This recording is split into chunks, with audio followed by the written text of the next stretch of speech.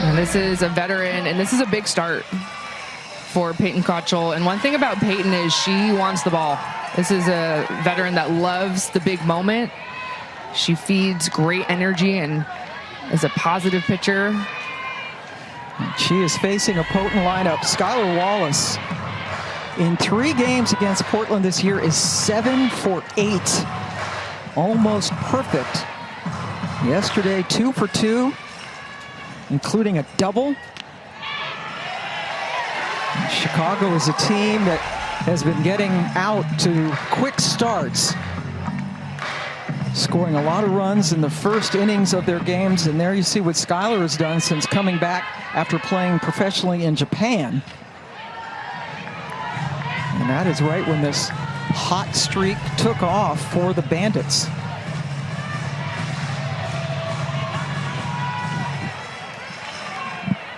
Two-one pitch. Foul back. This Bandits lineup is lethal. They lead the league in just about every offensive statistic, including batting average, hits, runs, doubles, triples. Hitting .326 as a team. That is playable. Down at first, Sydney Stewart gets the always dangerous Skylar Wallace. Well, you know that Portland has talked about starting fresh and starting the way that they want to start, because this offensive lineup for Chicago yesterday, it was an exclamation point right away. That 5-run first inning, as Sammy Williams steps in, and they chase the starter, Sam Landry. She only faced 7 batters, lasted 2/3 of an inning, and gave up all 5 runs.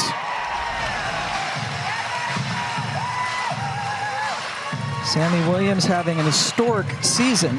There's Sam in the dugout. Another ground ball. Grant throws out Williams. Let's take a look at that Portland defense. Falby out there in center field. Paige Sinicki filling in for Sis Bates, who is out with an upper body injury. Stewart playing first today. And Mia Davidson doing the catching. Gives Stewart over to first. Mac Barbara, first pitch swinging, and the exact antithesis of what happened yesterday. You come in, toss a couple innings. See, she said sure, but they wanted it to be known that this player has a new reputation, that she can do anything that this team needs her to. Today, it's another start in the circle. And Lonnie Alameda kind of tweaking her pitching staff in the last few seasons so that her pitchers could be starters and closers, and none better than Kat Sandercock. And she picked up the save yesterday in the 8-6 win, pitching the final 1 1/3 innings, giving up just 1 hit. And only had to throw 9 pitches, so she's fresh for today's start. Corby Otis leading things off for Portland. Went 0 for 4 yesterday. Portland was able to get 10 hits, which for them is a lot. Fewest hits in the league.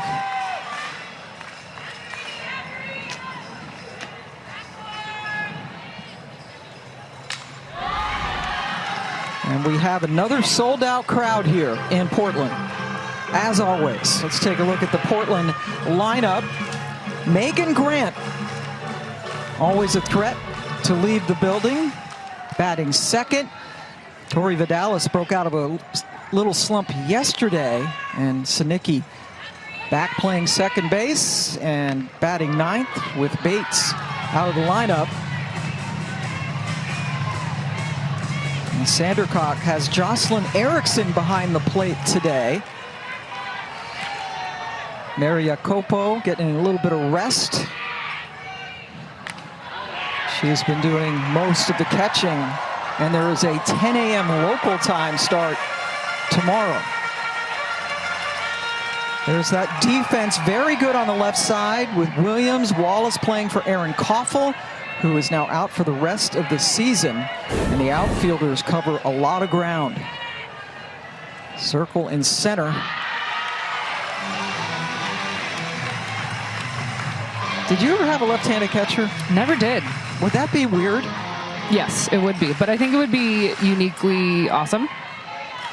I think there are some advantages that maybe she has, especially on the outer part of the plate. Full count pitch goes into the stands. I mean, you would get used to it, but right away it might be a little like, oh, okay, this is a different look. Erickson, such a great career, finishing up at Florida, National Catcher of the Year.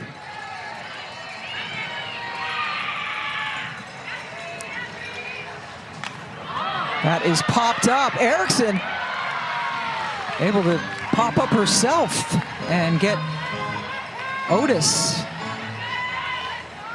That's some Florida on Florida crime right there. Yeah, she's a Gold Glove winner, and not just one Gold Glove. She's got 2 of them.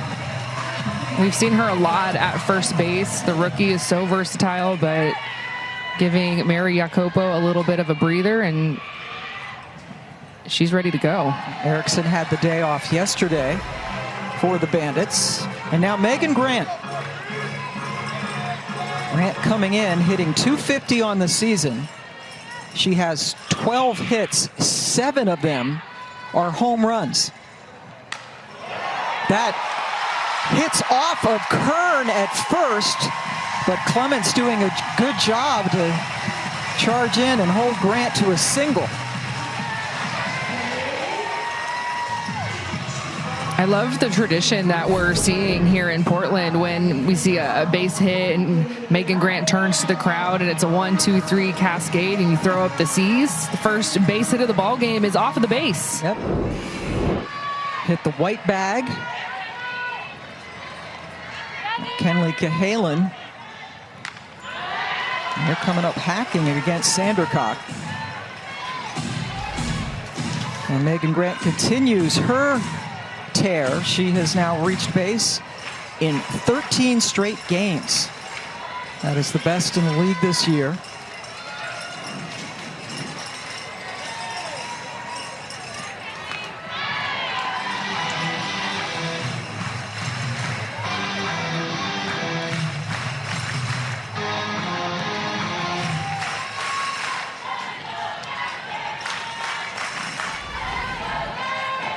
Another Gator in Cahalan.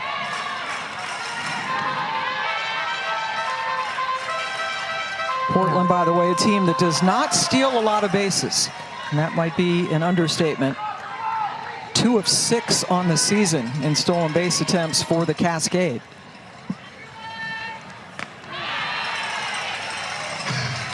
Well, this is a hitter that Portland would love to get going. It was a little bit of a rough outing for Kenley yesterday. She's in the 3 spot for a reason. She has earned her way and swung her way up the lineup. 2-2. She strikes out. She struck out 3 times yesterday, and Sandercock gets her. And Sandercock, she's going in tight. The location on this and the movement. So perfect location right on the river. You have to protect with 2 strikes, and then that ball just flies out of the strike zone. Sydney Stewart had a solo home run yesterday, part of that comeback for the Cascade. Got to within a run before falling 8-6.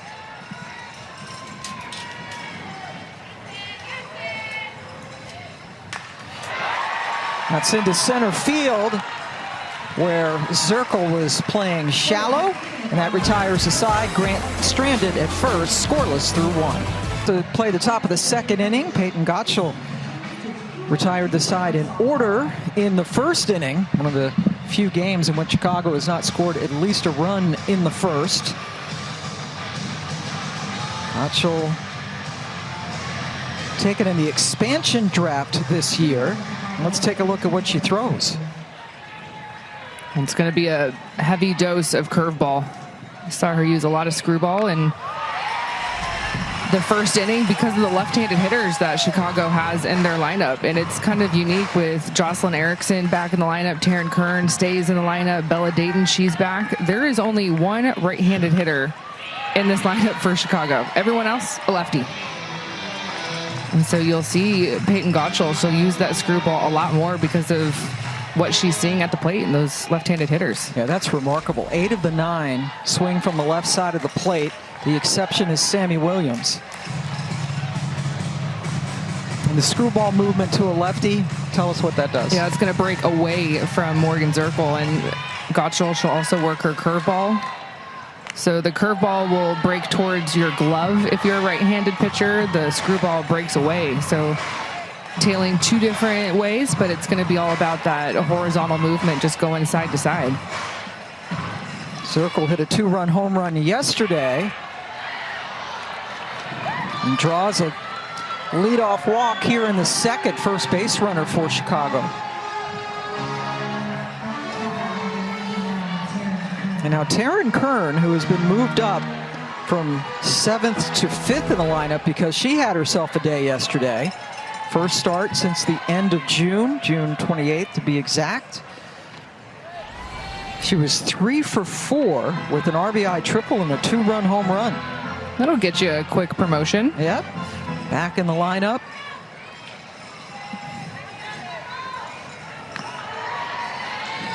And the Bandits sorely missing the bat of Aaron Koffel, last year's MVP and hitter of the year.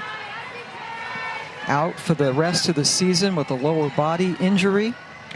And that homer, yes indeed, was Kern's first as a professional. A rookie out of Stanford.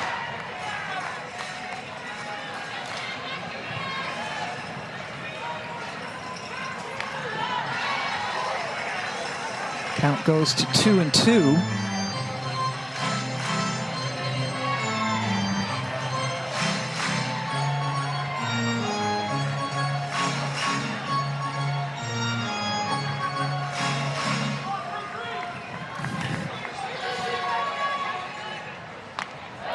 Kern laid off the pitch.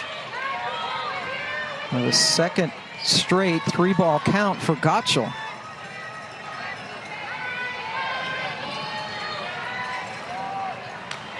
Lifted in the air, playable at first for Stewart.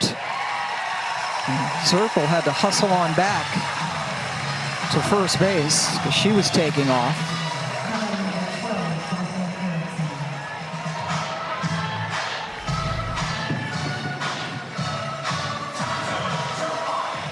Now Jocelyn Erickson.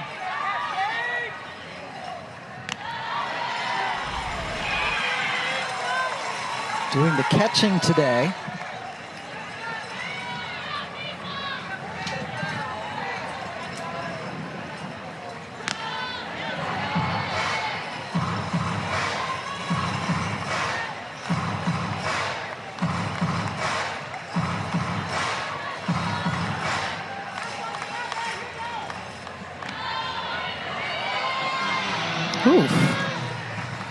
Peyton's been working side to side. You can see a little smile from her. She wanted that one. It's also been a good use of her backdoor curve. Seen a lot of that pitch away from those left-handed hitters.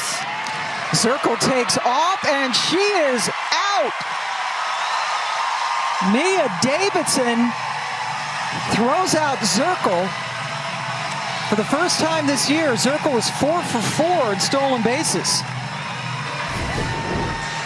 So huge. Some defensive momentum, a little bit of a protected steal, maybe a hit and run, but it was a little bit of an awkward slide from Morgan Zirkle. She hit the turf early and then pulled her arm back, and I feel like that slowed her down a little bit, but Mia Davidson showing off the arm.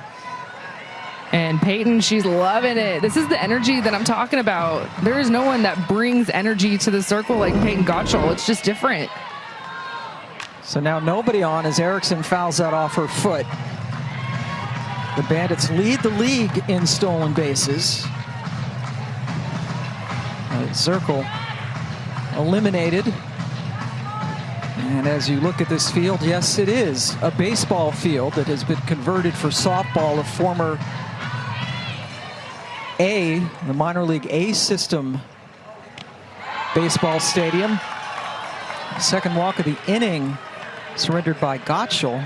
But the word is next year it will be converted into a true softball stadium, which is going to be magnificent. Because it's already my favorite stadium in the league. Yeah, it has not disappointed.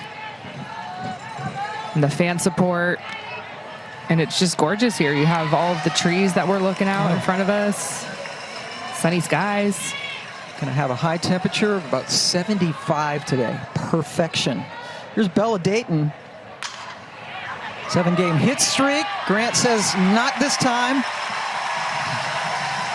To retire the side. So a couple of walks. But Gottschall and her defense got around it. Still scoreless as we go to the bottom of the second. So Jessica Clements, the outfielder, the rookie for Chicago. All mic'd up for us this afternoon. We're talking to her now. We will be talking with Jessica later during the game. And a teaser, she has some interesting things going on in her life, especially jobs earlier on. So very, he's kind of almost like a Renaissance human. There you go. No, that is a tease. Especially an outdoorsy Renaissance human. Kendra Falby leading things off. Speaking of first, Kendra with the home run yesterday, her first as a pro. Kern and Williams playing in on the corners, and Kern had to hustle back and not in time, as she had to hustle back to cover first, but Falby runs very well.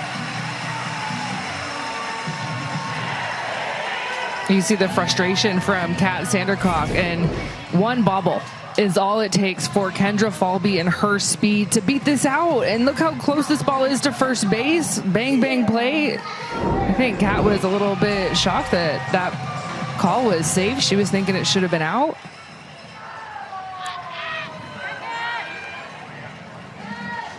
Sarah Sacco Ferry, and another caught stealing. This time Erickson gets Falby, who went on the very first pitch. The catchers are showing it off here. Mia Davidson and now Jocelyn Erickson, the rookie, the Gold Glove winner, throwing out her former teammate at Florida. And what a tag with Skylar Wallace, who also was at Florida. So there's a lot of Gator action there. That was a perfect throw. Circle for the second out. And that was for Portland, just their 7th steal attempt of the season, and they fall now 2 for 7 in steals. And Erickson, as the lefty that time, that the batter's box was open, so she had that free space, and it was a perfect throw. And yeah, Wallace there with the tag. Tori Vidalis had a little hitting session with her dad, Johnny, and it paid off yesterday. Had a clutch RBI double. She is the doubles queen. She is the RBI queen. Had been going through a rough patch. That's fisted out to Kern to end the inning. Still looking for our first run after 2. Game back. Chicago will finish against Utah. Portland has Utah and Texas, red hot Texas. After this series, congratulations, the Bolts won again today, 2 straight. The Blaze are going in the opposite direction at the very worst time. Everyone's trying to be in that top 3 spot, and so it's why our series right here in front of us, Bandits and Cascade, you just saw the standings. This series means so much. Everyone is trying to position themselves with only so much left to play in the season.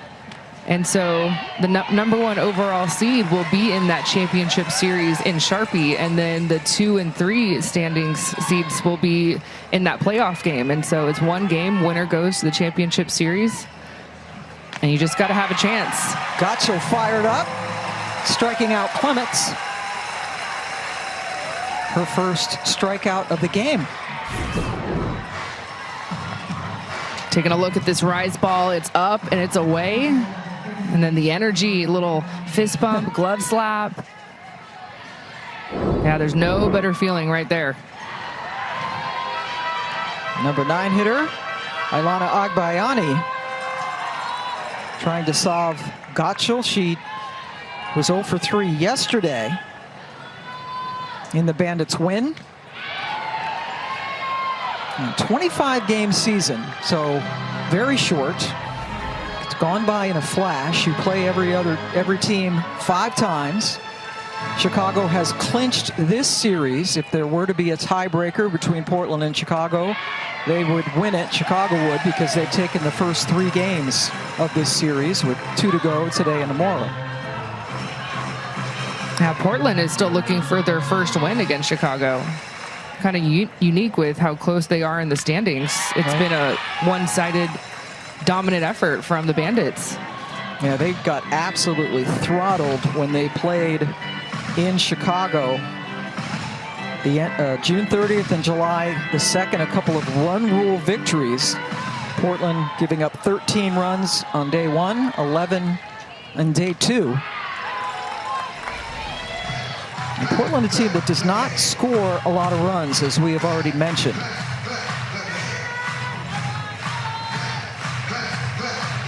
Well, you know who does score a lot of runs? Yeah. Chicago. See what Chicago has done against Portland pitching.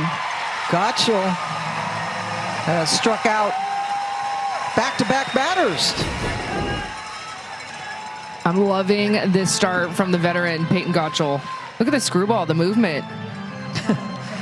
Well, you're right. Great animation as Skylar Wallace comes up. Savannah Collins has more on Chicago's dominance so far in this series. Well, Coach Flowers went and looked back at that film from that series that they really struggled, and what stuck out to her was the pitching. Felt like that the Cascade pitchers missed over the plate a lot, was chasing too far, and that in this series it is going to be key for them to hit their spots, mix up speeds, and we're seeing Gotchel do that really well today. And the one thing you don't want to do is miss over the plate against this Chicago lineup. Good look at the head coach down there at third base. And Wallace, one of the Bandits batters that has just absolutely owned Portland pitching. 7 for 9 in 3 games plus against the Cascade. Lucky Portland, they got Skylar right after she got back from Japan. And now a 3-1 pitch. Upstairs. It's a third walk given up by Gotchel, and it brings Williams up. Sammy grounded out her first at bat, and again, the only right-handed batter in the lineup today for Chicago. Outstanding numbers, the 32 RBIs, a new AUSL season record, eclipsing her teammate Erin Koffel, who had the record last year at 29.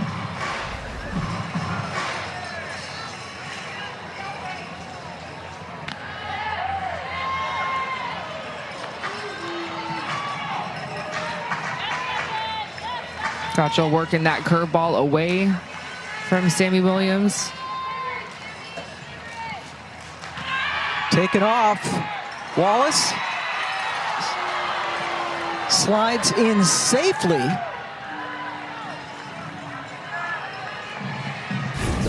Well, I love this from Chicago, and this is what Shonda Stanton is all about. She is all about that aggressive base running, and she'll say you got to take what you want, and we need and we want a runner in scoring position. Davidson has already thrown out one would-be base stealer today in Zirkle, and had a close play that time.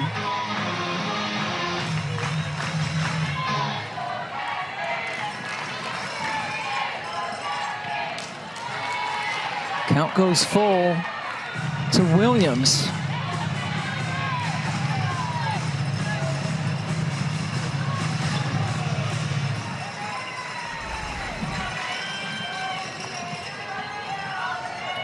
Peyton shaking a couple of pitches there. And there has to be total buy-in on this pitch. Full count, one of the best hitters, if not the best hitter at the plate. First base is open.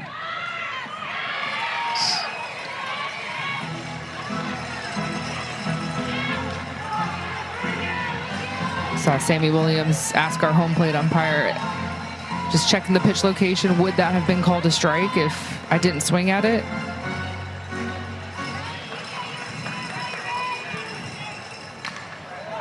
Another ground ball to Grant.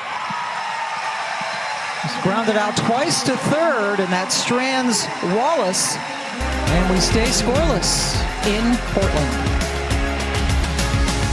Third inning, Chicago still looking for its first hit of the game, and we are joined by Jessica Clements, who is all wired up and getting ready to go out there. Hello, everyone. And hello, families watching at home. Getting ready to play some defense. It's a beautiful day out here in Oregon. It's perfect, right? It's about 75 degrees. Softball weather right now. And I got to say right now, Jess, I think you might lead for most interesting person in softball, and Kenzie's going to take it away as we delve into your life and get to know you better. Cool. Okay, well, let's just get into it, Jess. You have some unique background. I want everyone to hear about what jobs you have and how long you've had those jobs. Oh yeah, I've worked quite a few jobs throughout my time already, and I feel like I'm so young. My most notable one is I worked with livestock for 6 years. I basically herded, sorted cattle, tagged cattle, and helped filter them into the livestock auction in front of a bunch of sellers for whatever purpose they use it, for feed or for selling for beef to the market, whatever it might be. I also did that with pigs, sheep, goats, the whole 9 yards. And I did that for quite a while. My mom works out there in the cafe, so I kind of just got put into that right away. It was more fun to be out there than helping cook, I think. I'm a lot more active. Yeah, you want to be outside. You want to be outside. You are roaming out there in the outfield, right? So yeah, you want to be outdoors. I get it. From that, I also worked at a winery for about a year. A family friend, I actually gave lessons to their daughter, and I was a wine educator and tasting room associate. So I just help teach people about wine and how it's made as I pour for them, and they get to try the wine. I think that was maybe one of the best jobs I've ever had. Yeah. I so would go back into it. The people are very hospitable. Everyone's super sweet. And it's just really interesting to learn about wine. Oh yeah, I'm so into that. I want to pick your brain more on that a little bit. But I also want to congratulate you about you just got your master's from UCLA. I did. Yeah, so proud class of 2026.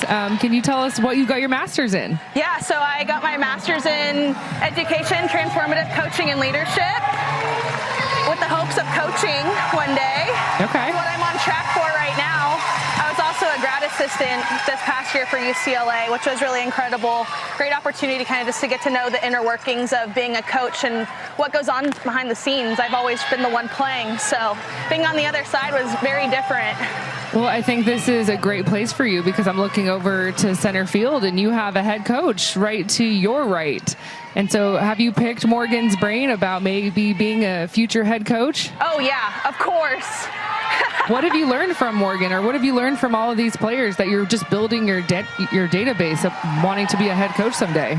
You know, I think we really just feed off of each other. We all have so much knowledge to share with each other. But the biggest thing I think is just being receptive. One sec. Being receptive to feedback and like knowing what you're doing. Just taking like initiative too and using your knowledge for the best. And I think in terms of Zerk, like really just having confidence and belief in yourself and in your team. She's really helped me a lot with that. I love it. Well, we do have 2 outs, but I do want to ask one more question for me. What has gotten into this team? You guys are on an 8-win game winning streak, and you just seem like you're getting better every single game. What is it like to wear a Bandit uniform right now? You know, this group is just family. We love to have fun. We're super calm and collected 99% of the time. And I think it goes as far to show, too, like we all have each other's backs. Like it doesn't matter who's on the field or who's up to bat or what's going on in any day or at any time. we are just so bought into each other and bought into the process of being out here, and just knowing that up until the last out, we're going to get it done, and we're going to do everything in our power to get it done. And it certainly has shown. Corby Otis up right now. And before we let you go, do you have a favorite wine? Ooh. A favorite line? Yes. No, wine. Wine. W-I-N-E. You know, your side thing? Oh, Wine? I like Centerfield the best. Oh. Wait. I'm not gonna lie. I think we're I'm talking about two different things. Oh, Yeah. wait, We're talking about we're talking about your job. You were working in a winery. Favorite The wine. drink. Yeah. Okay. I'm sorry. No, you're good. We'll take both answers. Yeah, now we know you want Circle's job. From that winery specifically, Ella's Vineyard in Paso, Sangiovese, Okay. by far my favorite. Overall, though, I like a Cab Sauv. Yep.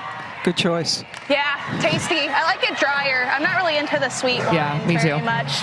I like white, kind of, but that's more of like a summer day. Like if on the regular, I think I would choose red wine for sure. Look, this is why I'm loving the professional softball space, because I could never talk about wine calling college games. No. That's the first.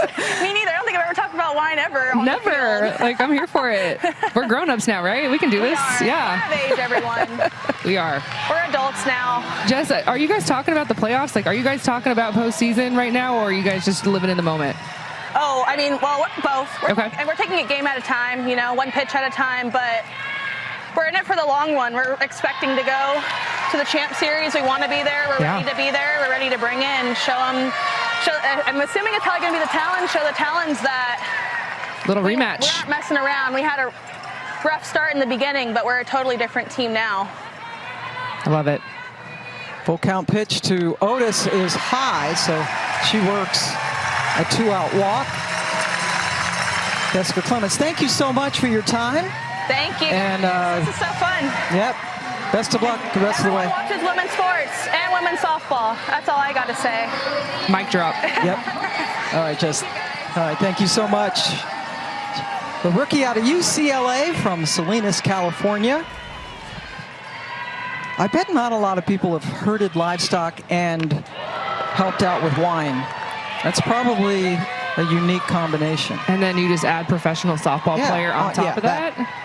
So she wants to be a head coach, just got her master's. Her resume is a unique one. I want to see all of those jobs on that resume. Like, look, I can do it all. So now Megan Grant, who singled the first time she faced Sandercock, always a threat to hit a home run, 42 of them last year.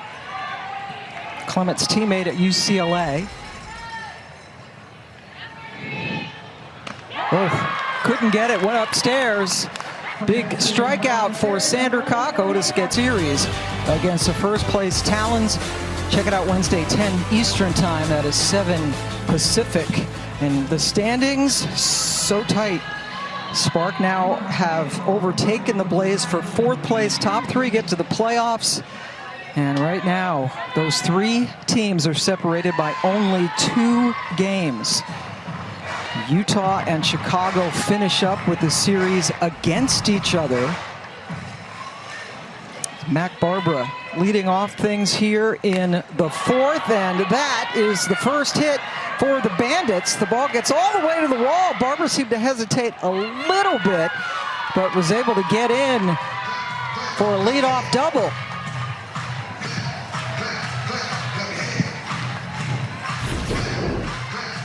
That's a really nice piece of hitting here from Mac Barbara. And this was an outside pitch that she pulls. So it's not the hardest hit ball that we'll ever see from Mac, but it's enough. And Mac has been such a fun late addition to Chicago.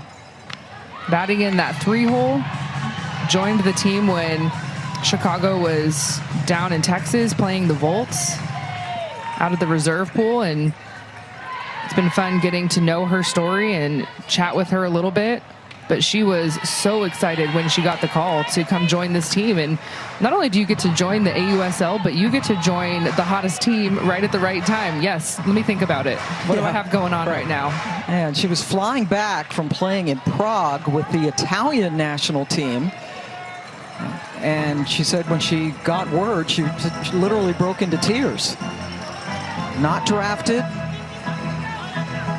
And she has been a major contributor to the Bandits.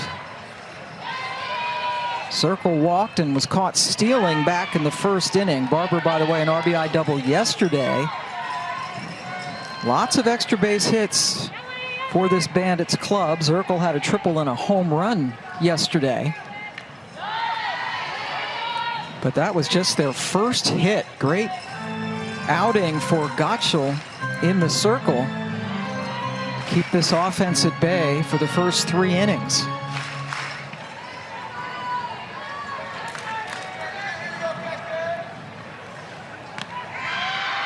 Framed for quite a while by Davidson, but they don't get the call. That's a good pitcher spot. You would want that one? Yes, but I also am like, I probably am not going to get this call, but it would be really cool if I did. Zirkle, nice bit of hitting, plunks it down in front of Falby, who came in to hold Barber at third. So a double and now a single to start things off in the 4th. Just a little 2-strike poke here. And you can see it's not pretty. She throws her hands, her legs are gone, but you just got to do what you got to do when you have 2 strikes and you have a runner in scoring position and you're trying to pass the bat and get to this dugout where we've seen power come from all sorts of places. Taryn Kern, the game that she had yesterday, what a great spot Chicago is in right now. From Peyton Gottschall, did everything that she needed to do. Like you said, a couple of strikeouts, but second time through the lineup now. And when you have the bullpen that Portland does, I think they have one of the best and deepest pitching staffs, so you're going to use it. And Kenzie Brown, the rookie, she is having herself a phenomenal season. Change it up a little bit. It's a good time to make a pitching change. So Gottschall, 3 innings plus responsible for the 2 runners on base. Giving up the 2 hits, 3 walks, a couple of strikeouts through 61 pitches. And is talking to the iPhone. Taryn Kern.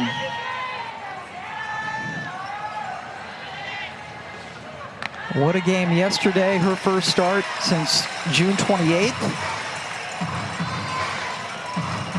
And she took advantage of the opportunity, to say the least. 3 for 4, including a 2-run home run. And was a double short of a cycle.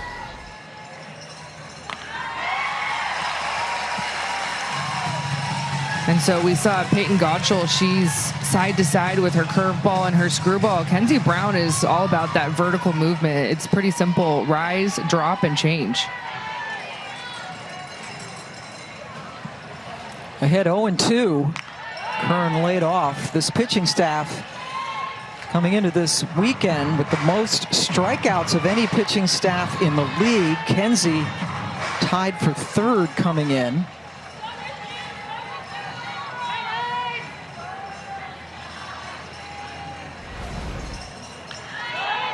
Kern just got a piece of it. You have to be so tight where you're pitching to Taryn Kern, because if she gets extended, we can see something like this. Taryn Kern, one thing about Taryn Kern is she's on the plate. So when you're going inside, the room for error is so small. See where her feet are. Woo! That's a big time pitch.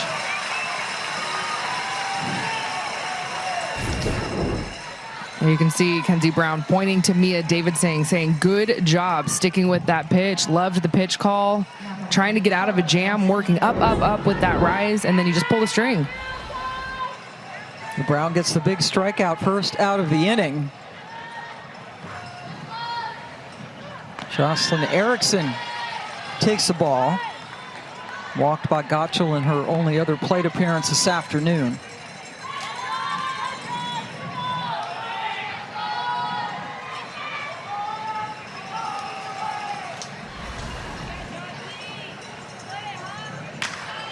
Hit down to first base, handled by Sydney Stewart.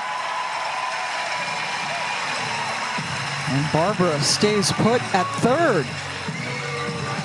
Well, typically we see Sydney Stewart behind the plate for Kenzie Brown. It's kind of been that 1-2 punch with those rookies, but Mia Davidson getting the start for Peyton Gottschall, and so Portland keeping Sydney at first base. It's a big ground ball to keep in front of her and also not allow Mac Barber at third base to score.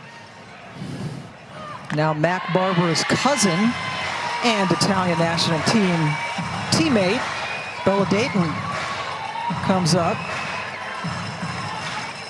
She is riding a 7-game hit streak, has 11 hits over those last 7 games, singles specialist. Off the glove of Davidson, here comes Barbara! Safe, as Gottschall was unable to secure the ball in her glove.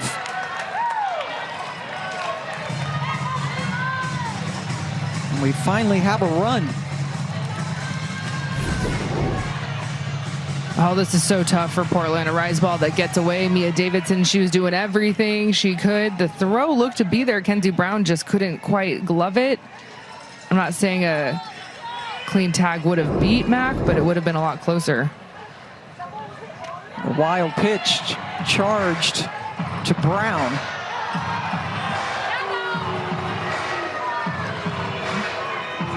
Circle now at third base.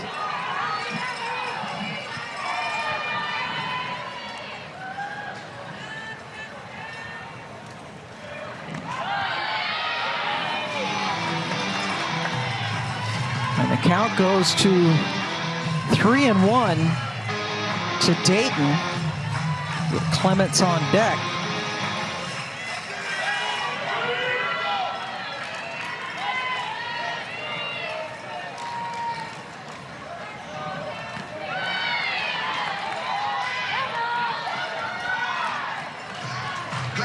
Davidson thought that might have been a swing, but nothing doing. So Dayton draws the 2-out walk.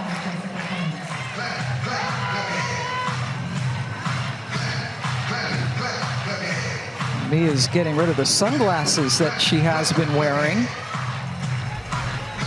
A little bit of cloud cover now, still beautiful blue skies.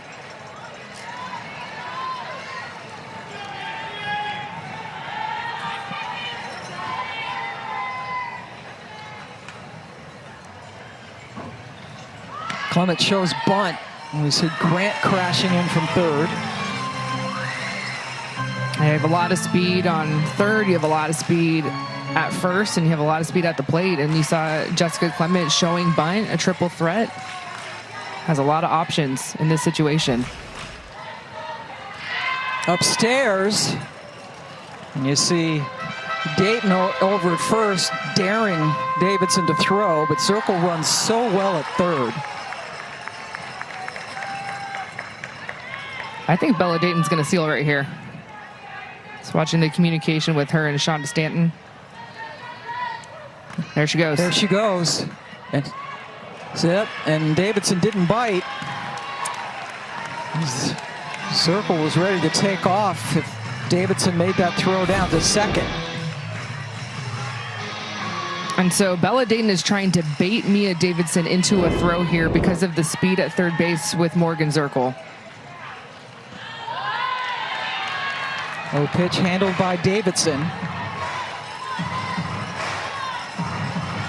It is key for Mia, the catcher, to not only keep this ball in front of her, but there's a lot going on at first base. 3-1 pitch.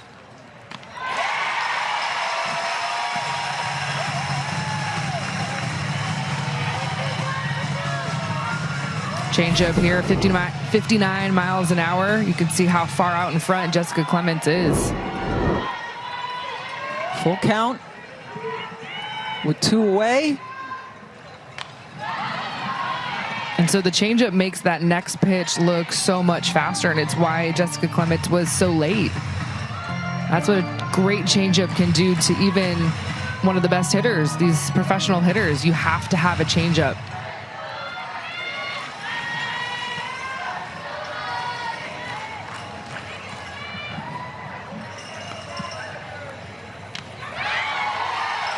Another walk loads the bases Back-to-back walks surrendered by Brown. Oh, what a take here by Clements. Yeah, that's a good call. She holds. But what an adjustment. You swung at that pitch 2 pitches prior to that one, and you see it again. You're like, I'm not doing the same thing. I'm going to hold my bat. Bases loaded for number 9 hitter Agbayani, who was struck out by Gotchel and swings through that. Well, this is the hitter that Kenzie Brown has to go after. On deck, Skylar Wallace, maybe the hottest hitter in the league. I do not want to see that bat with the bases loaded. Agbayani falls behind 0-2. And I think it's why you see Ilana be so aggressive on the first 2 pitches in this at-bat. I think she knows it. I'm going to get a pitch.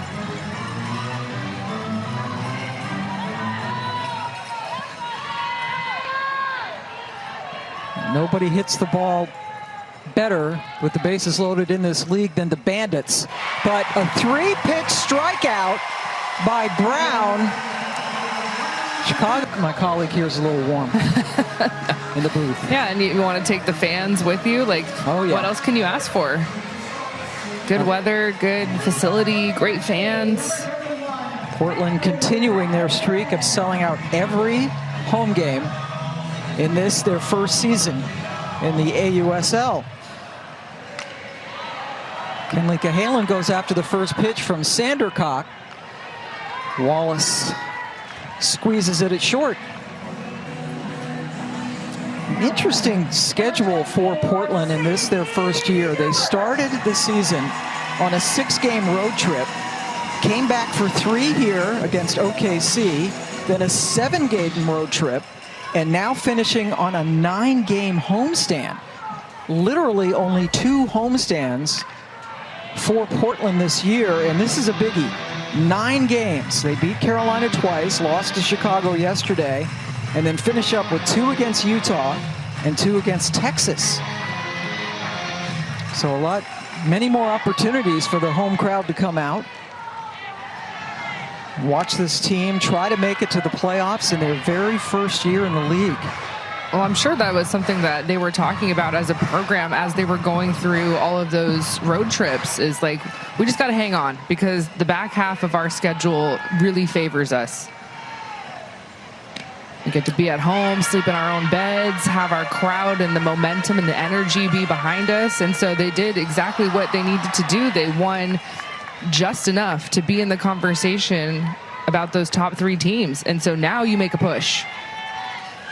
Sydney Stewart, pardon me. And see if you can go as far as you can. I mean, they are obviously dropping a game yesterday to the Bandits, so that moves them down 1. But between the Talons and the Bandits and Portland, everyone is right there.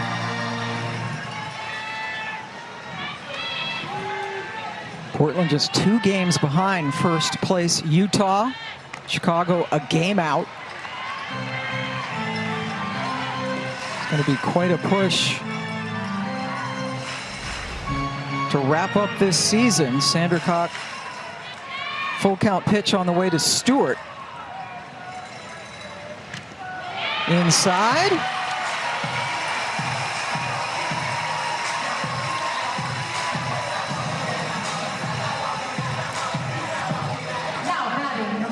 Sandercock got the save last night. He gets the start this afternoon. Ball be reached on an error. Her first time up. Sandercock could not field the batted ball cleanly, and that goes into the Chicago dugout. Chicago this year with Taryn Mowat-McKinney as their pitching coach, another Arizona Wildcat, calling the pitches.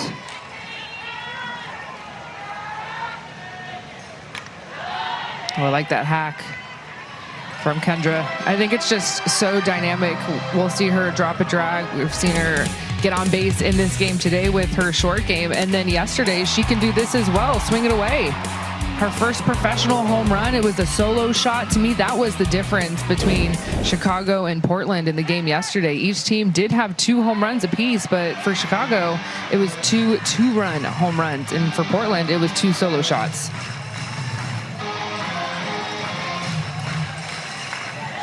Ball be behind Sandercock 1-2 with Stewart over at first.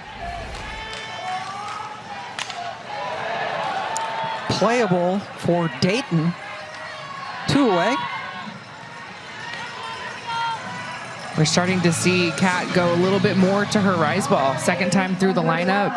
First time it was all down in the zone. And so I love the fact that you can kind of save a pitch a little bit and not use it until you really need to and give a team a different look second time through the lineup. And that is what allows pitchers to go late in ball games, when you have different looks that you can continue to show hitters.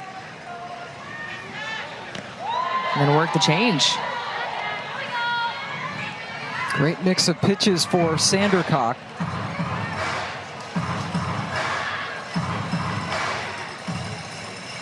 Who's 3-0 on the season.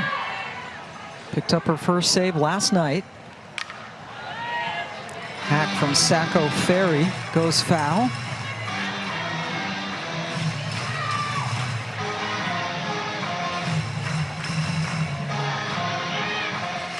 Sierra played for the Talons last year when they won the championship.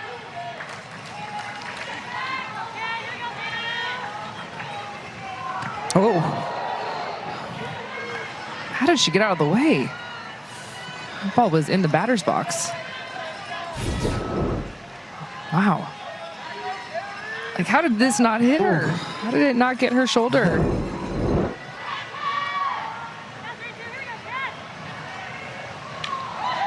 And so then what does Kat do? She goes right back inside.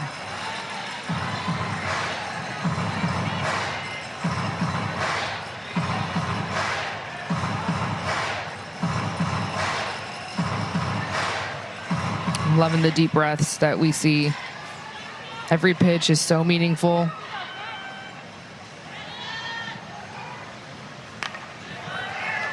Williams throws across to get Saco Ferry. Stewart is stranded. 1-0 as we head to the 5th. Ace for Portland. She has been pitching so well as of late, working with Mia Davidson. And so this tells me that Portland is thinking they can make a move in this game. It's kind of in that middle part of the game, top of the 5th, bringing in their closer. And Carly played volleyball too. Her mom, a very successful and famous volleyball coach at Clemson for several years. And there's Carly's numbers. We saw her yesterday come in a little bit too late for our, certainly your taste, my taste as well. Got the final out as they fell short in their comeback, falling 8-6. And you bring Hoover in now. Good move, right? Because it's top of the order. No doubt. One thing about Carly, she's going to bring the velo right away, 70 miles an hour. Here it is. Locates her pitches so well, can change speeds if she needs to.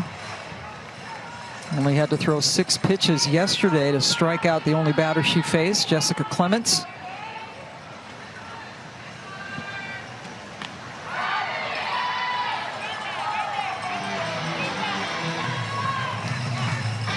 You're going to see a lot of side to side with that curveball, that drop ball. She'll keep it low in the zone. And Carly, the veteran, she is so intentional with every pitch that she throws, working with Mia Davidson. They're teammates together over in Japan. And so you want to talk about a battery that knows each other so well and kind of knows what each other is thinking. And Mia can anticipate, Carly wants this pitch right here.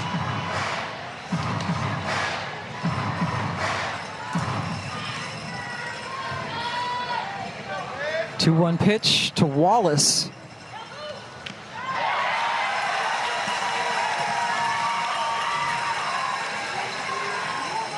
Skylar 0 for 1 with a walk and a stolen base today. 7 for 9 against Portland pitching this season. Ooh, off of Wallace, who's going to need some time.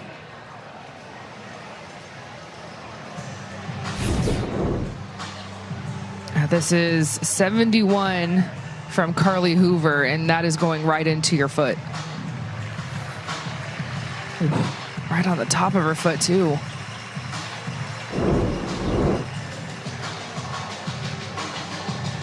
Remember, Chicago is already without Aaron Koffel, last year's MVP and hitter of the year, and Skylar Wallace has kind of taken that role as the leadoff spot for Chicago.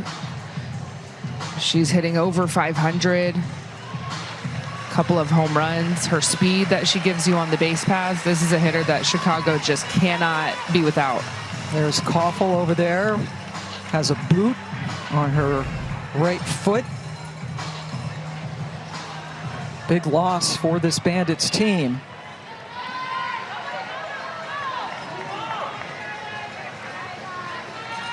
Two-two pitch to Wallace. And I think that got a piece of Wallace and Davidson behind the plate.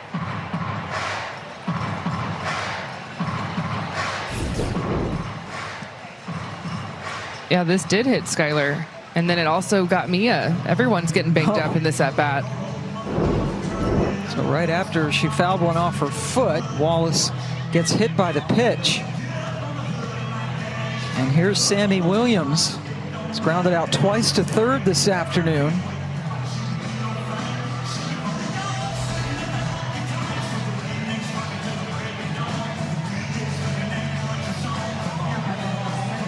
Sammy yesterday with an RBI double. Also another RBI on a sac fly.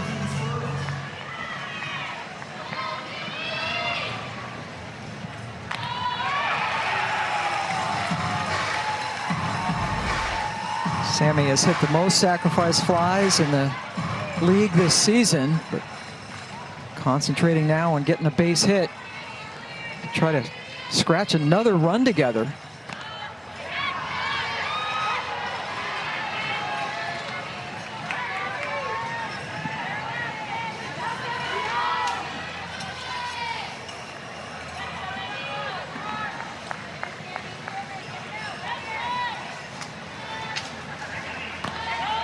You know, it's so interesting. Ever since Sammy Williams had one of the most amazing weeks of professional softball that we'll ever see, where she had 18 RBI in 5 games, I feel like ever since that week, I have seen very limited pitches on the inner half.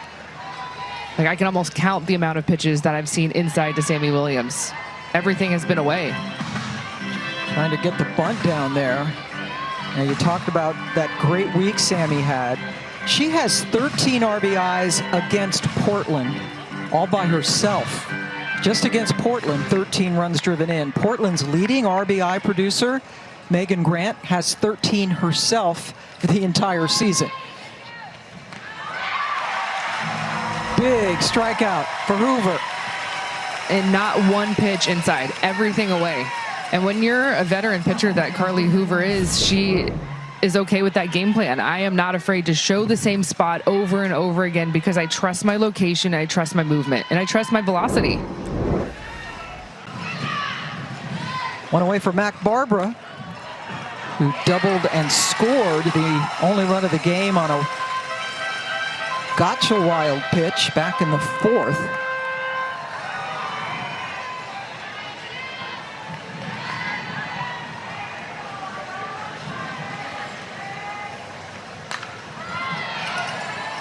Goes out of play. You know, it's also interesting, Pam, with Portland bringing in Carly Hoover right now. She is tomorrow's projected starter. Tomorrow's game's going to be an early one. We'll have our coffee for you up here at 10 a.m. local time. That game will be on ESPN2 tomorrow morning / afternoon. Well, this fans are getting a little bit, they're getting grumpier as the game goes on with these non-strike calls.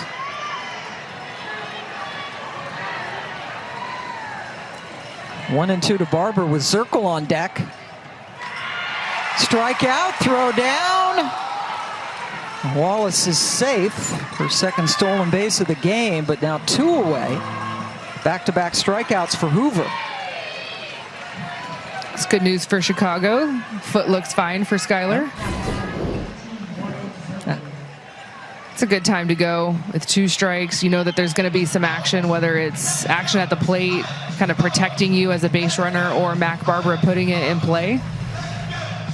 She's so fast.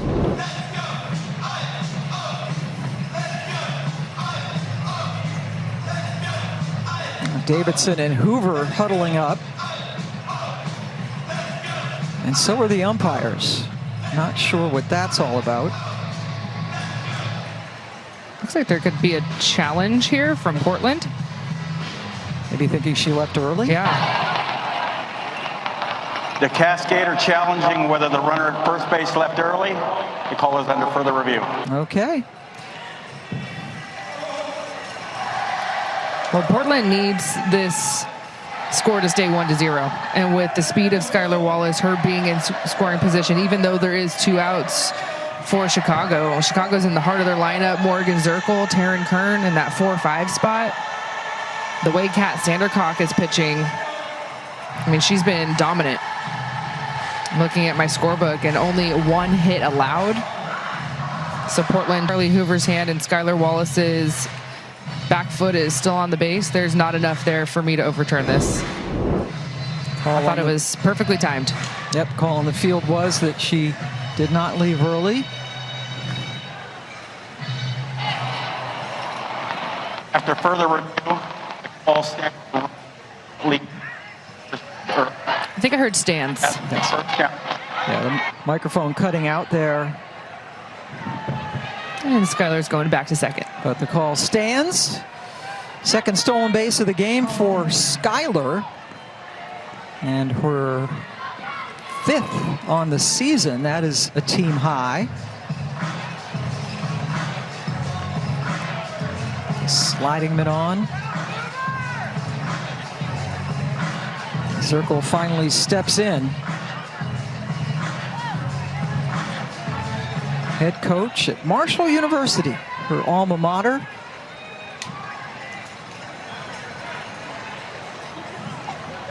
And another delay. Shonda Stanton, head coach at Indiana now, was Zirkle's head coach at Marshall.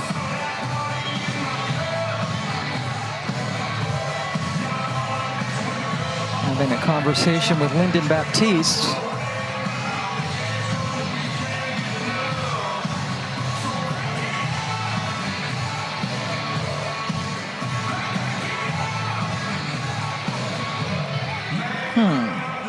I got nothing, Pam. Yeah, I'm kind of baffled myself.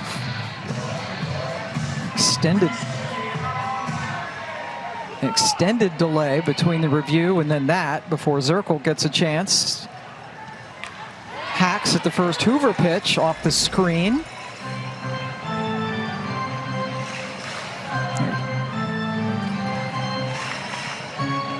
Screen that has been constructed behind home plate because it is a baseball stadium, and screens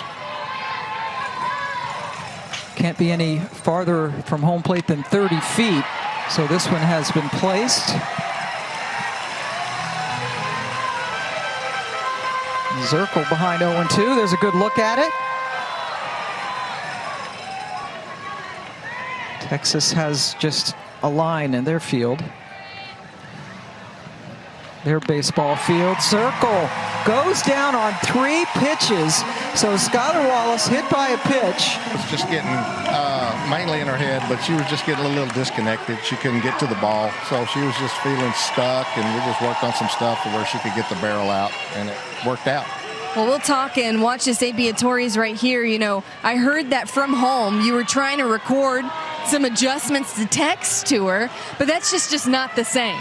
No, it's got to be hands-on with her, because over video or phone or whatever, the message just doesn't get sent the right way. Without a doubt. And that'll do it.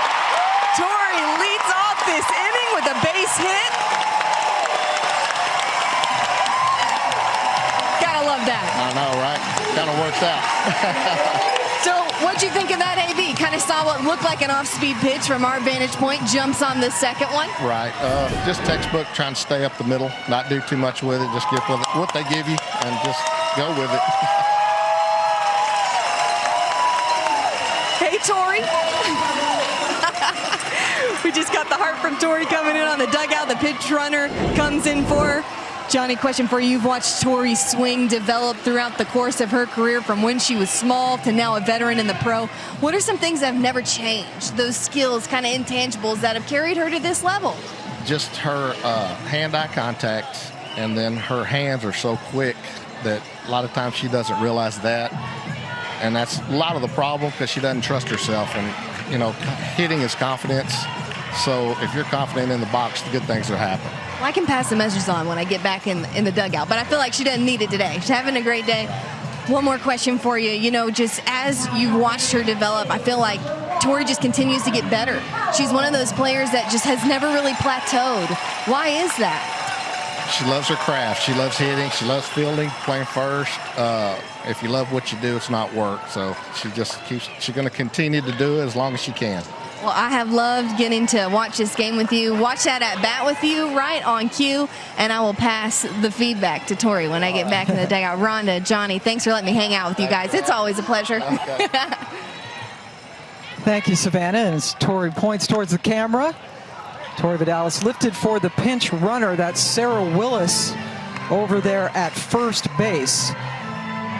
And we have a pinch hitter as well, Kennedy Powell, coming in for Mia Davidson, who struck out when she faced Sandercock in her only at bat. And you mentioned it, Kenzie, it's just so hard to get anything going offensively. This is a Portland team that has struggled offensively all season, and now you're getting Kat Sandercock at her best. She just gave up only her second hit of the game. Yeah, and I think this move for Portland is trying to bring in more of a small ball or a short gamer, trying to put the ball on the ground. Kennedy Powell, 3 straight attempts at that slap, especially with the runner at first base. Put the pressure on the defense, because that big hit against Kat Sandercock, it might be tough to get the way that she's dealing right now. Sammy Williams playing in at third. 0-2. Taken upstairs.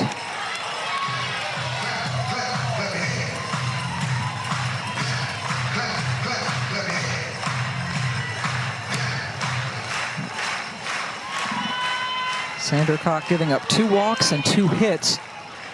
Cascade have not gotten anybody past first base until right now. She's safe.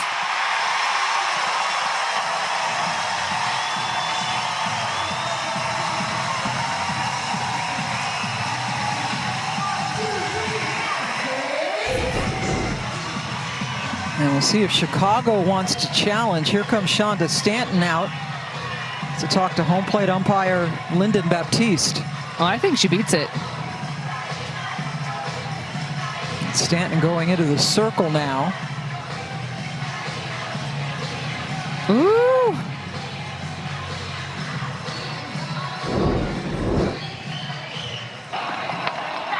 The Bandits call it further base. The call is under further review. So the Bandits' first challenge.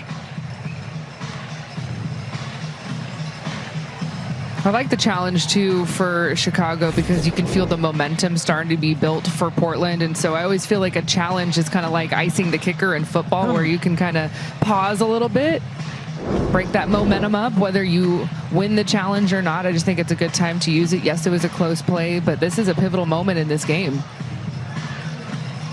And an opportunity for the infield to get together with Sandercock. So right now, Willis, the pinch runner, is on second. Powell on first.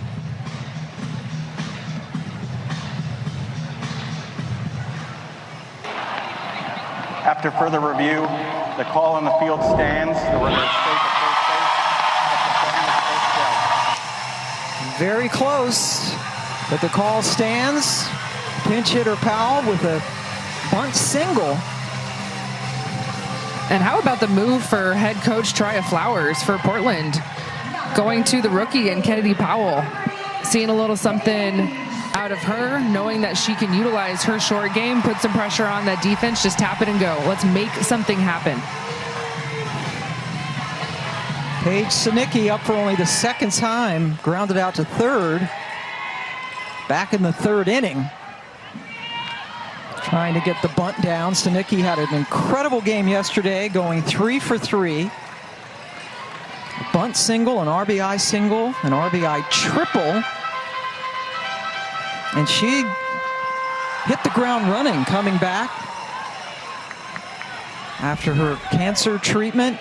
And Sis Bates got hurt, so she was thrown into the starting second base role.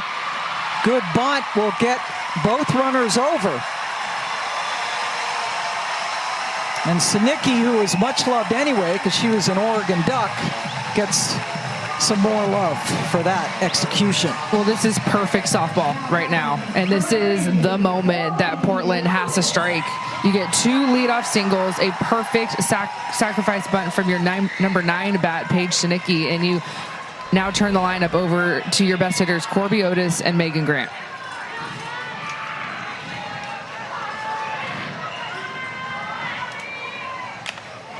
Otis on the ground. Wallace flipped it over to Williams, who couldn't get the tag down. So everybody's safe.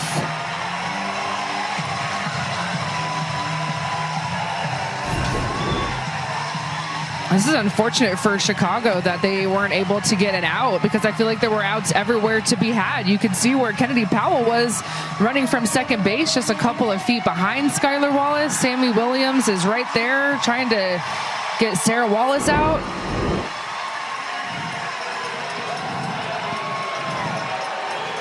And with Megan Grant coming up,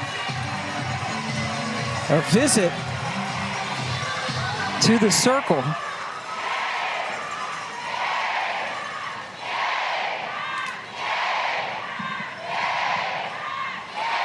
Taryn Mowat out there along with Alex Ibarra. And they're getting this sold-out crowd fired up.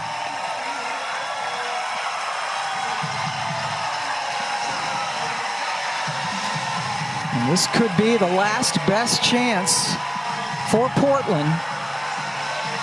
Bases loaded, just 1 out with their best power hitter up.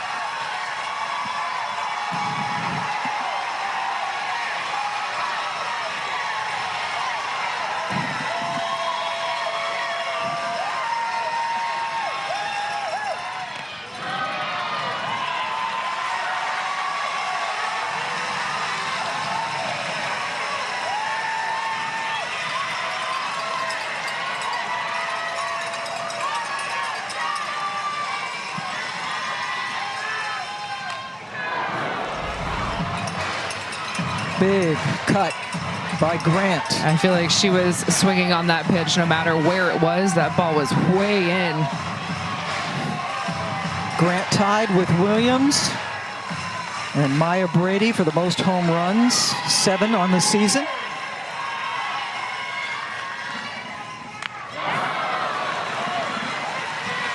Well, that's the pitch that Kat Sandercock struck out Megan Grant on in her last at-bat, that rise ball. I am going right back to it. You can either go right back to that rise, or you can go something really low and really away. Just look at that pitch location. That is nowhere near the strike zone, and Megan Grant is swinging. We're not going to see a ball enter that strike zone anywhere close. I mean, that ball is so far inside it almost hits her. Another 1-2 pitch on the way.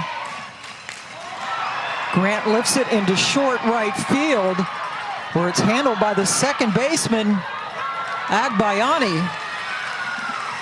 Willis tagged, but stays put. Now 2 away. Just a masterclass there from Kat Sandercock. adjusting pitch to pitch, using everything she had, rise ball, drop ball, getting the fly ball out on the changeup, saving that changeup until she needed it. What an out. Up to Cahalan, who is 0 for 2. You know, Pam, it's interesting. The last 3 hitters, and Corby Otis, Megan Grant, and Kenley Cahalan, have all swung first pitch, and the bases are loaded. I don't love that. I love an aggressive mindset, but you just have to kind of know where you're at in the ballgame with the bases loaded. And I'm always thinking of it as a pitcher. There is so much pressure on my shoulders. There's so much pressure on Kat Sandercock right now. What if there's a pass ball? What if there's a ball in the dirt? Good things happen when you see multiple pitches, obviously, in an at-bat. You want to draw the count deep.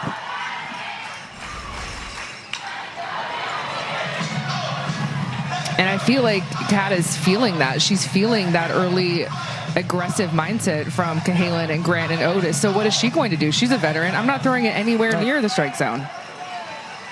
You can chase my bad stuff, and I'll get out of this thing. She is 1 pitch away from getting out of it.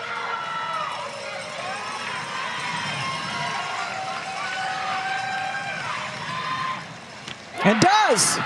With the rise, Cahalan goes down, leaves the bases loaded. And we're used to seeing the Bandits get a lot of runs and hits, and that's not been the case today.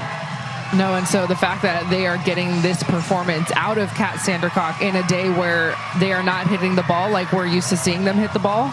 Carly Hoover has entered the game for Portland, had 3 strikeouts in the last inning, so will this score hold? That was a great opportunity for Portland, and Kat just danced her way out of it.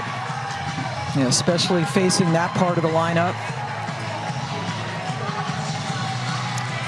Carly Hoover, the 3rd Cascade pitcher that we have seen this afternoon, facing this heavy lefty lineup. Taryn Kern, first time she has faced Hoover.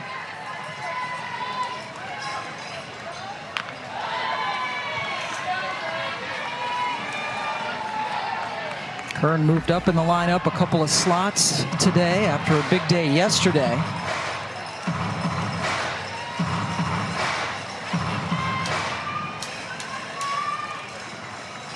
Oh, got her. But Kern looks at her teammates and screams, "Let's go." That's the leadoff batter on. Second hit batter since Hoover came in. This is the 5th hit by pitch that Taryn has had on the season, and I called a lot of her games when she was at Stanford. This is a hitter that loves to be on the plate, so she's not afraid to take a hit by pitch for her team, and you saw the energy that she was turning to her dugout, like, hey, let's get me home.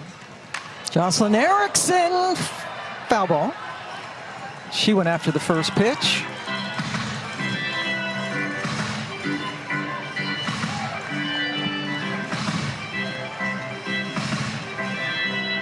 Hoover, the 3rd pitcher that Erickson has seen this afternoon. Hoover projected to start tomorrow. We'll see how that goes, and it's a very, well, it's a short turnaround. We had a 2 o'clock local start here today, 10 a.m. tomorrow.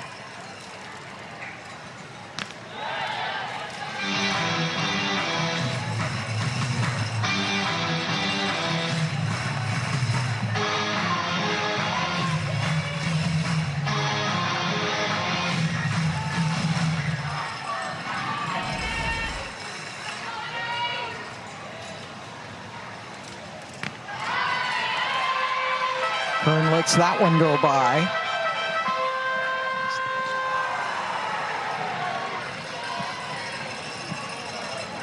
This is the 3rd straight inning that Chicago has gotten the lead runner on. And another hit by pitch.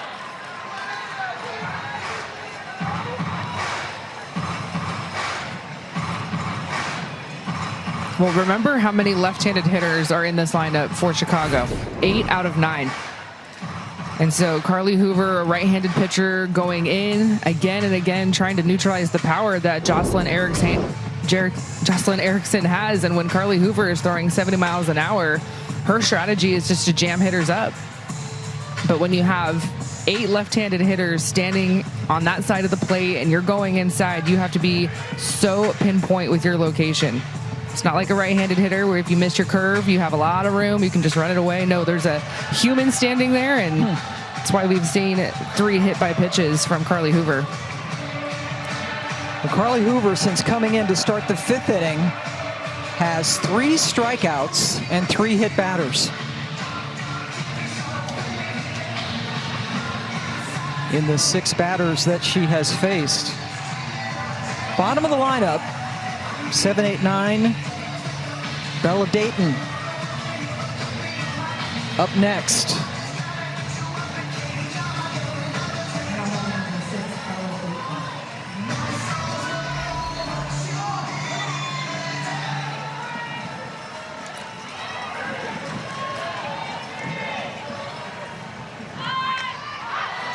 Dayton pops it up. Trying to move the runners along.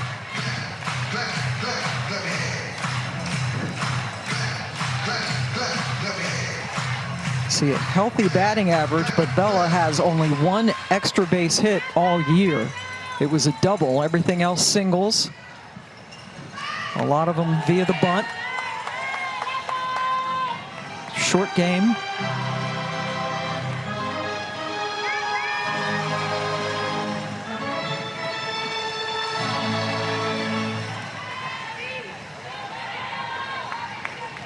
Megan Grant in a couple of steps. Sydney Stewart staying back at first base. Up in the air, can Grant make the play? No, but applauded for the effort. Now she wanted this one. Full extension, and this is tough when you're running in, then you have to do a quick little drop step, go to your right, run it down. A lot of space down the lines.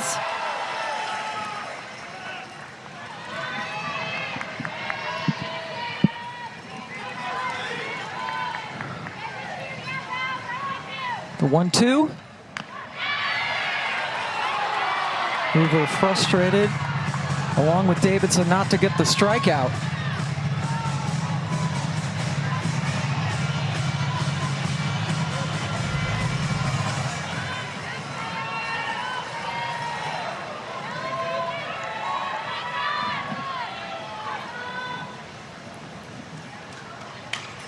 Ooh, and that hit Dayton. So she'll take a little elongated trip to walk it off.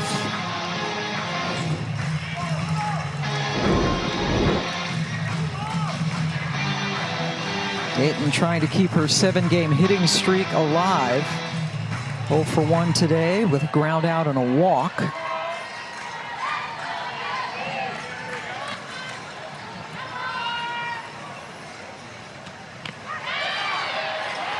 Peel down, no swing. And Carly Hoover is really talking to Mia Davidson. She saw something after that last pitch. Check swing, no. Good hold. Full count with 2 on. They get 1 out. But runners on the corners, with Clements coming up.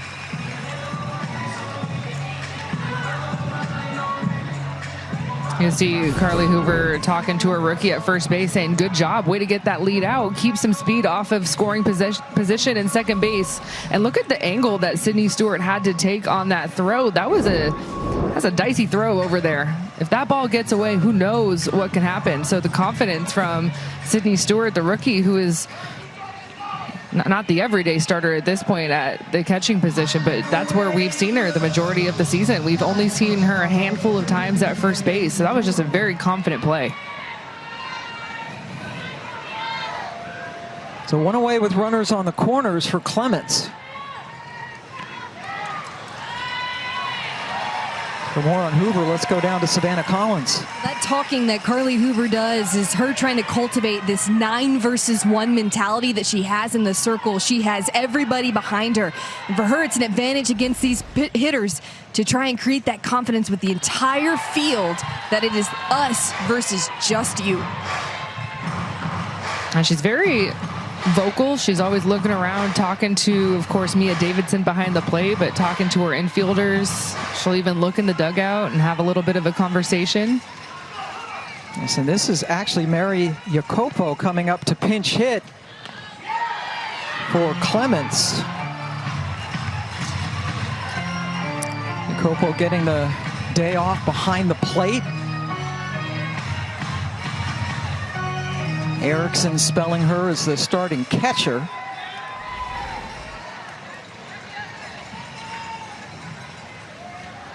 Just the second righty to hit for Chicago this afternoon, along with Williams.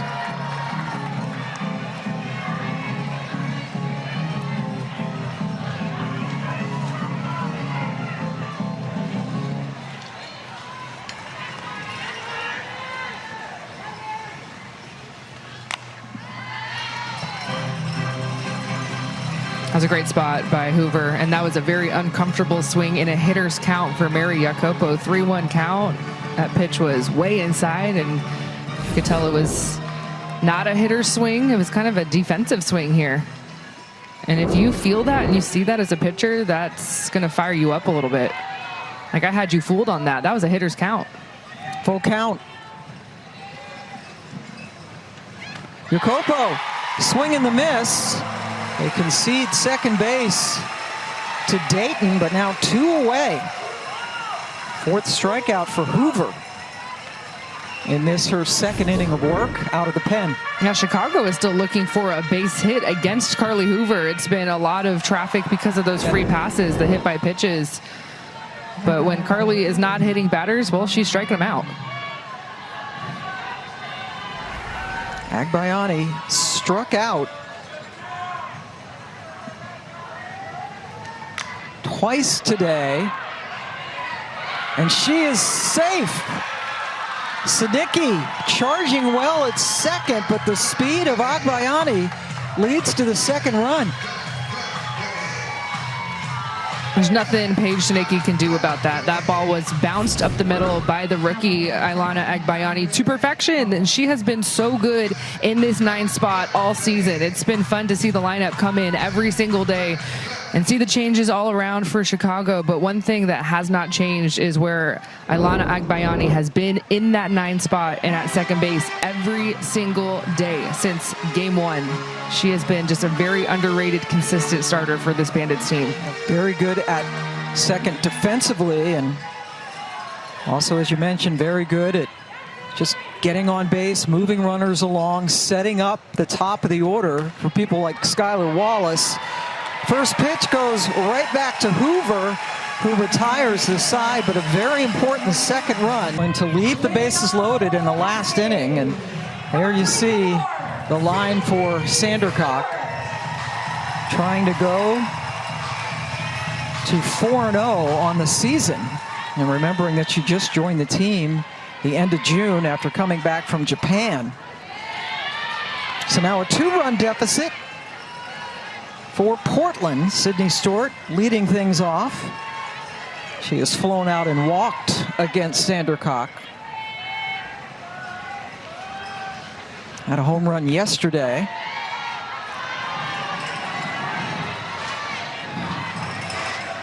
Chicago can hold on. It will be their 9th straight win, and that will be a new record in this league for winning streaks. Sent into left field, but foul. Talons earlier this year also had an 8-game winning streak. They're hanging on to first place right now, a game ahead of Chicago, just 2 ahead of Portland as play begins today.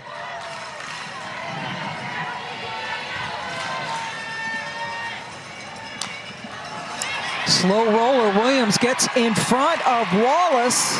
The throw not in time. to get Stewart.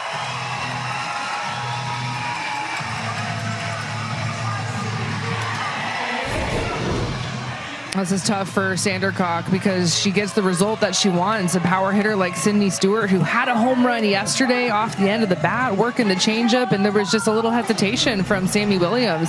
And that hesitation allowed Sydney Stewart to get her stride under her. It's a 6-foot-tall catcher who has some good speed at first base. Falvey showing bunt.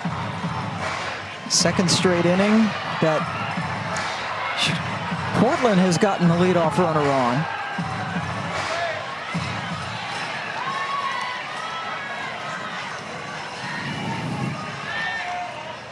Portland is actually out hitting Chicago 4-3 in this game.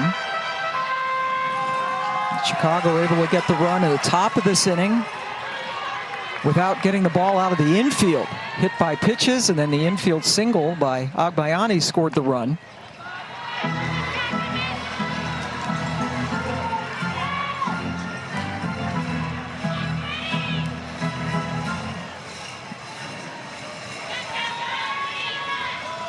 Falvey behind 1-2. Another strikeout for Sandercock. It is her 5th of the game. Taylor McQuillan getting loose. She has been on the injured reserve list, so on the roster and ready to go today. And then Lexi Kilfoyle there, the righty to her left, getting loose. McQuillan just activated from the 7-day injured list today. Bree Copeland was returned to the reserve pool to make way for McQuillan's activation. Here is Sacco Ferry.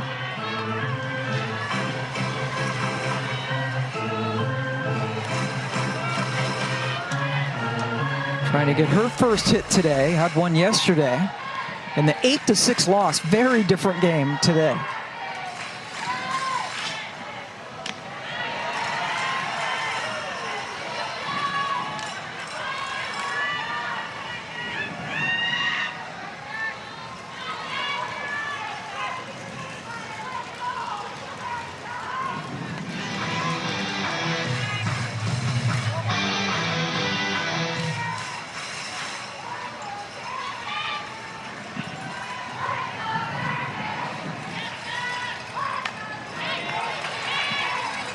Another foul ball that got a piece of the batter.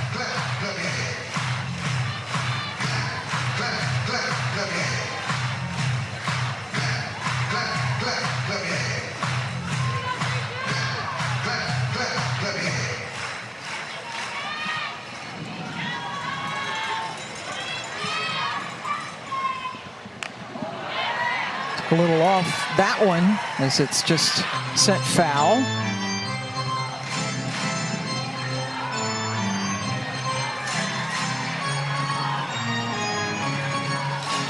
Sandercock trying to beat Portland for the 2nd time this season. Got them when they played earlier in Chicago. 2-game sweep for the Bandits. Lifted into the outfield. But Zirkle can cover ground very quickly, and that retires Sacco Ferry. So for Portland, you get that leadoff base hit, that infield base hit from Sydney Stewart, and 2 unproductive outs follow it. In a pitcher's duel, you've got to find a way to, if there's going to be outs, they need to be productive outs at this stage of the game. And that replay you just saw in real time, the speed of Zirkle, who was playing on the other side of second base in the outfield, and made that look easy as she covered that ground. 2 away after Stewart led off with the infield single. And Tori Vidalis singled her last time up, her 3rd hit of the weekend.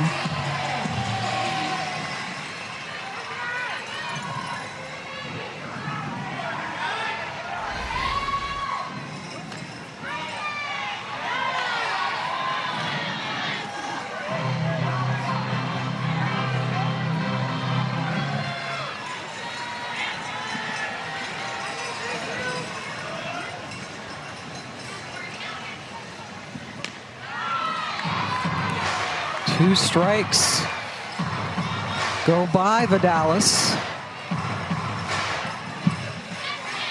And there's her dad, Johnny. Gave her a little hitting lesson yesterday. Got 2 hits. Chance for Wallace to end the inning, and she does just that. Leadoff infield single, but then Sandercock gets Falvey, Sacco Ferry, and Vidalis. The top of the 7th, the 3rd inning started for Carly Hoover, who came in out of the bullpen. She faces Sammy Williams for the 2nd time. She struck her out the first time she faced her today.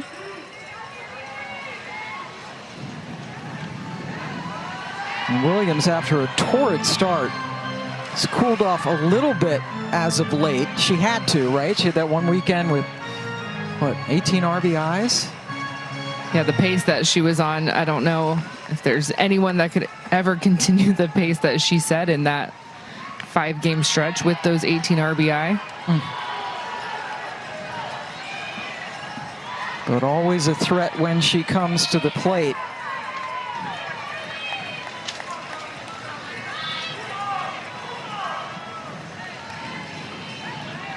Still hitting .439, so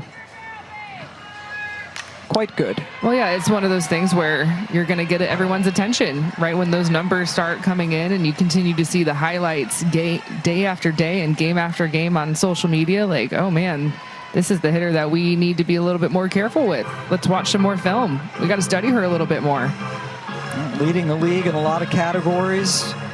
Coming into this weekend, average tied for the lead in home runs, record-setting RBI season.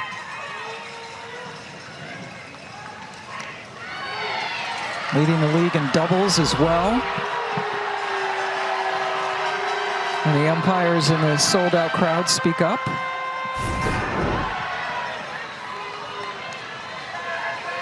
A little bit out. That was not a strike. A little bit out. Good frame by Davidson, but that was a ball. 3-1 pitch to Williams. 71 from Hoover.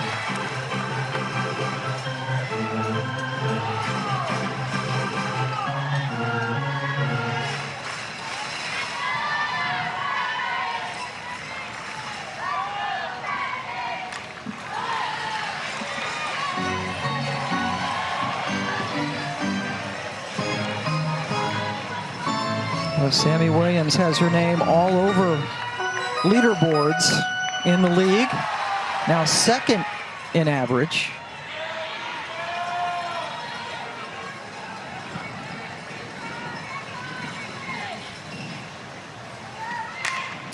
Sends that into right field, but retreating nicely, Otis retires Williams on the full count pitch.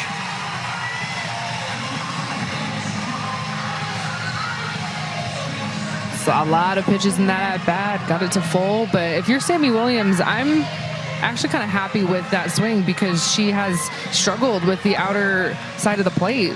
All of those curveballs away from her, and that was a really nice piece of hitting. Now Mac Barbara.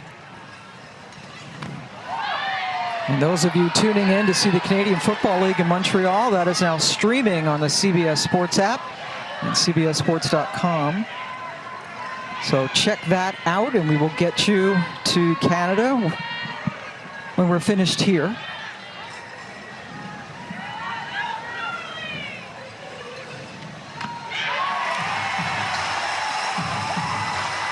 And Hoover does not hide her emotions when she's out there in the circle. Yeah, you're right. That you can just see the rapport between her and Davidson, the catcher.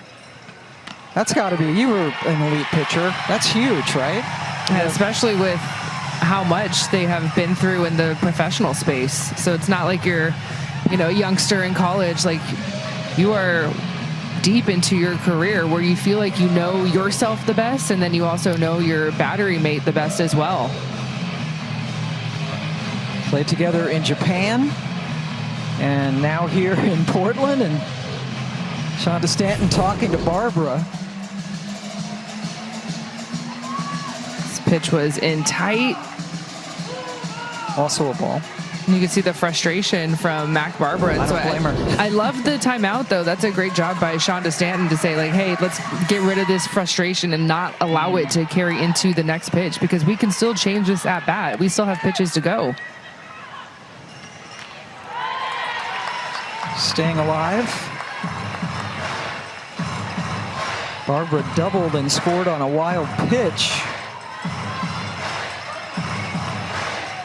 Back in the 4th inning, Peyton Gottschall was the starter. Kenzie Brown came in, and now Hoover got her.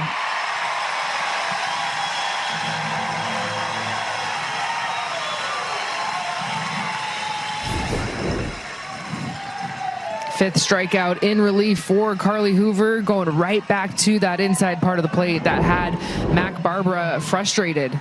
All right, CFL action is still streaming on the CBS Sports app and cbssports.com/CBSSN. Zirkle got under it. 1-2-3 inning for Hoover. Last chance coming up, but they have the lead. Portland coming up, 8-9-1 spots. And Kennedy Powell hitting for the 2nd straight time for Mia Davidson. Got a bunt single when she came on in the 5th inning to hit for Mia.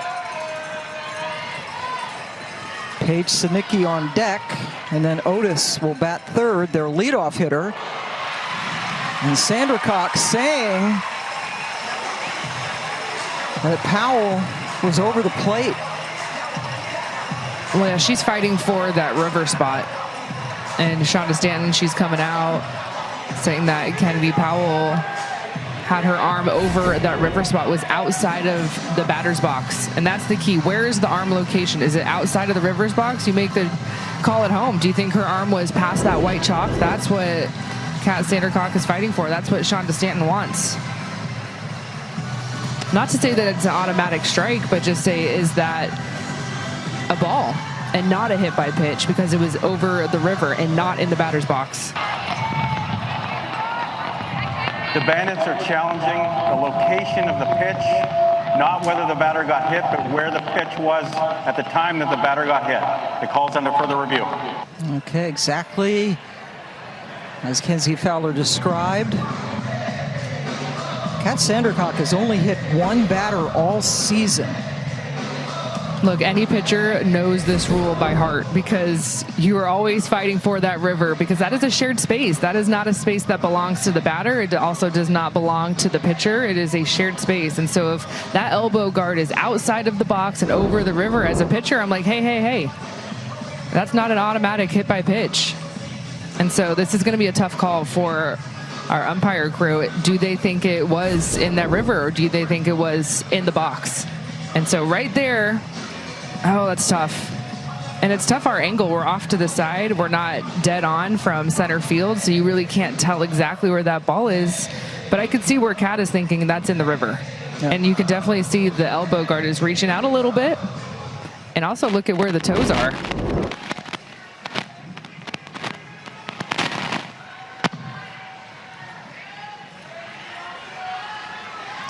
After further review, the call stands. The batter is awarded first base. Well, she had 2 challenges. Well, you have to have short-term memory and just move on. Cannot allow that frustration to go into your next pitch. And as a pitcher, that's the name of the game, short-term memory. 3rd straight inning. Portland's gotten their leadoff on. Here's Paige Sinicki.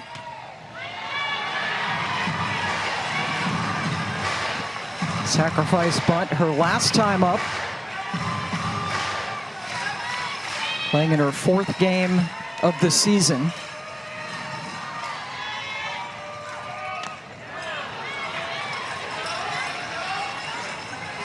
Sends it foul. So just the 2nd hit batter for Sandercock all season. As a staff, Chicago has thrown 1 wild pitch all year. And that was Bree Copeland, who's no longer with the team. Look at that breakdown with 100 pitches, over 70 strikes in 100 pitches, Pam. That is incredible. Just through pitch 101. So over 70% of her pitches have been for strikes.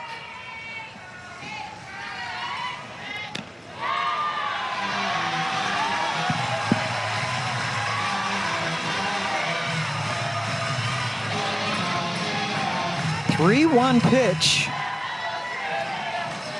with Powell at first.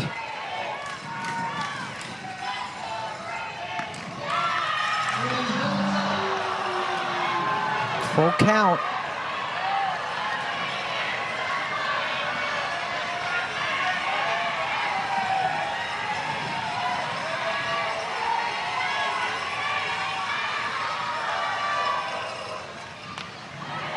Popped up into no man's land. Wallace couldn't get it. And the bloop single for Sinicki. First and second, nobody out.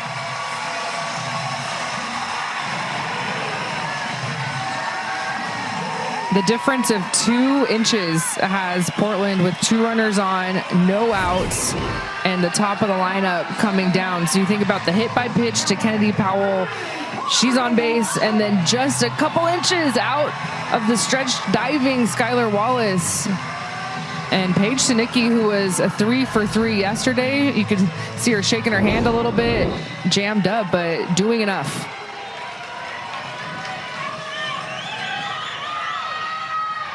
And Corby Otis, hitless yesterday, hitless today.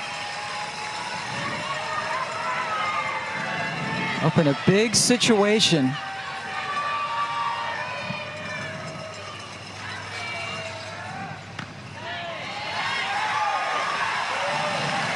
Man, this feels like the 5th inning all over again. Cascade loaded the bases with 1 out in the 5th inning and couldn't score. They have left runners on in 5 of the 6 previous innings. And the Bandits trying to set a new league record for consecutive wins. Shonda Stanton, first-year head coach. Peyton Gottschall, who started this game, just came out of the dugout to get their fans on their feet, and looks like most of them have obeyed. Great fan base. And a 2-0 pitch to Otis.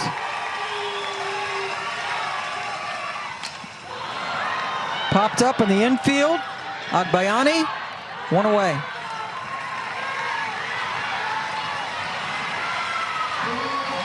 And now Megan Grant came up with the bases loaded in the 5th against Sandercock and popped out. If she hits her 8th home run of the season, this game's over.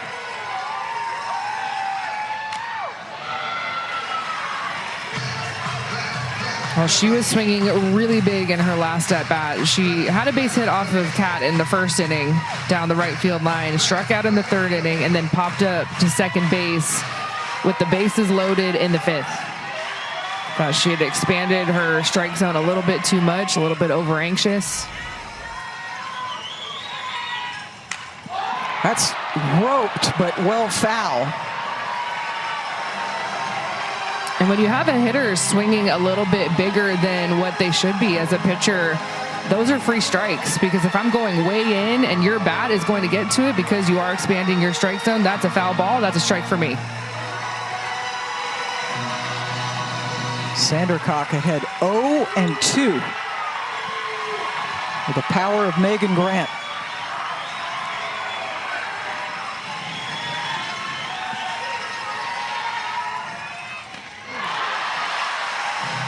Upstairs.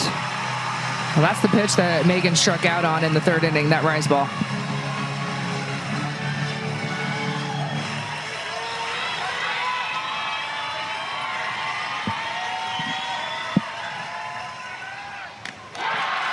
Got her on another one. So Grant has left 5 runners on base her last 2 at bats.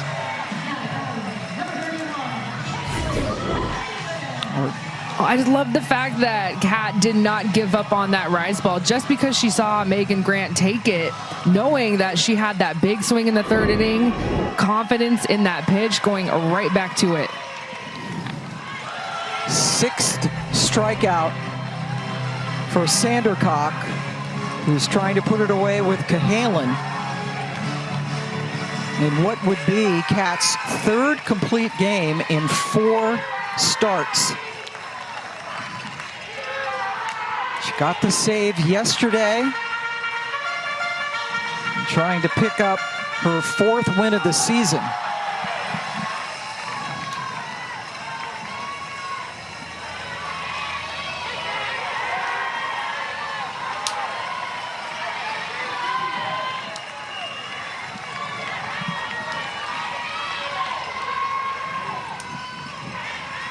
Powell at second, Sinicki at first.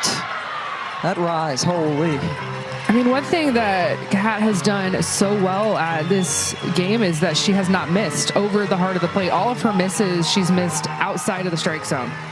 And in this league, you cannot miss over the heart of the plate. That's the difference between a run or not a run. 1-2, popped up. Sammy Williams grabs it for the final out. And Kat Sandercock with a complete game shutout. Chicago